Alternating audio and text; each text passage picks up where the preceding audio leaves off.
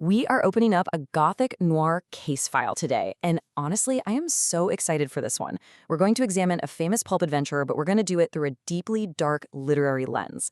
If you think you know Mike Mignola's iconic character Hellboy simply as a comic book action hero who punches monsters in the dark, you are in for a fascinating surprise, because just beneath the surface of that stunning visual art lies a profound examination of temptation, identity, and the desperate struggle against inescapable fate. It's a pretty heavy question, isn't it? What happens when the apocalypse is your literal birthright? That is the central hook, the pure existential dread that beats right at the core of this comic series. We're talking about a character who wasn't born to save the world, but whose very existence is a ticking time bomb meant to end it. Imagine waking up every single day knowing that the absolute worst thing that could possibly happen to the universe is supposedly your fault, and it hasn't even happened yet. Okay, let's dive into this. We'll be walking through a 6-act investigative dossier today, covering everything from the burden of destiny and the Byronic hero archetype, right down to cyclical destruction and his ultimate existential choice. Act 1. The Burden of Destiny.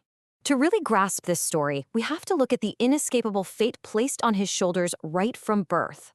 Asung Un Rama, that is his true name.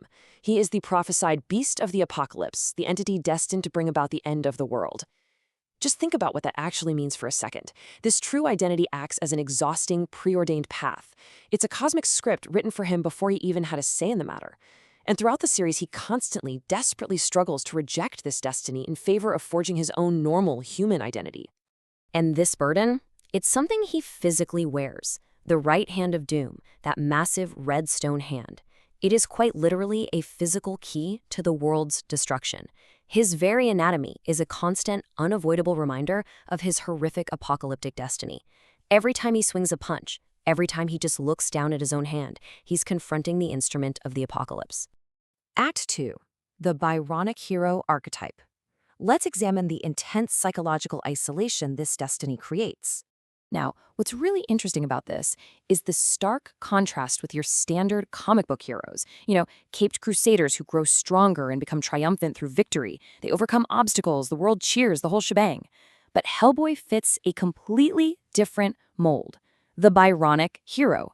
Instead of triumph, he is increasingly isolated. He's disillusioned. He's worn down by inescapable cosmic forces. This isn't a modern comic book triumph. It is a tragic, classical literary journey. He's honestly much closer to classic literary figures who tragically fight against their fate than he is to a standard triumphant superhero. And who exactly is wearing him down? Gods, demons, sorcerers. It's not just regular villains robbing banks. These incredibly powerful entities repeatedly and exhaustingly attempt to force him into his demonic role. They constantly pop up just to remind him, hey, remember, you're supposed to destroy the world. This relentless pressure from all sides just deepens his Byronic isolation. Because, really, how can you connect with humanity when ancient gods won't stop pestering you about your destiny? Act 3. Willful ignorance versus truth. This is where the tension between his dark lineage and his own humanity really takes center stage. The blunt, inescapable reality is simply this. He is a demon. No matter how much he wants to be a regular guy eating pancakes and hanging out with his friends, the narrative constantly forces him to confront this truth. He is not entirely human. He has a dark lineage, and for him, that is a terribly hard pill to swallow. So how does he cope? Well, he physically shaves his horns into nubs. The visual art of the comic heavily highlights this internal struggle.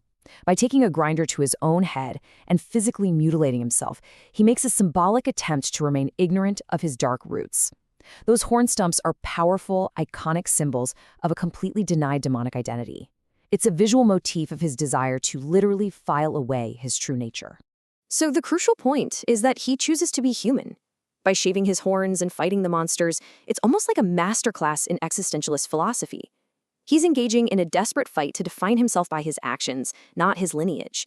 He's trying to prove that existence precedes essence, that what he does matters infinitely more than what he's prophesied to be. Act 4. Cyclical destruction and creation.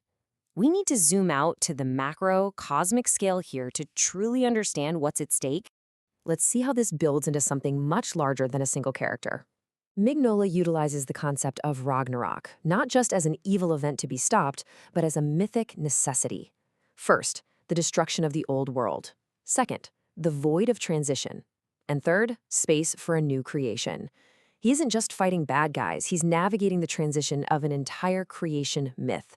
This elevates his struggles so much. It's akin to a classical Greek tragedy. The old world almost has to end for the new one to begin, and he is caught right in the tragic center of the gears of the universe. Act 5. The power of agency. This is the absolute existential core of his struggle. When the universe demands something of you, how do you fight back? There's a fantastic idea at the heart of this. Hellboy maintains his humanity through his capacity to say no. This is his ultimate superpower. Forget the giant stone right hand, forget his superhuman strength.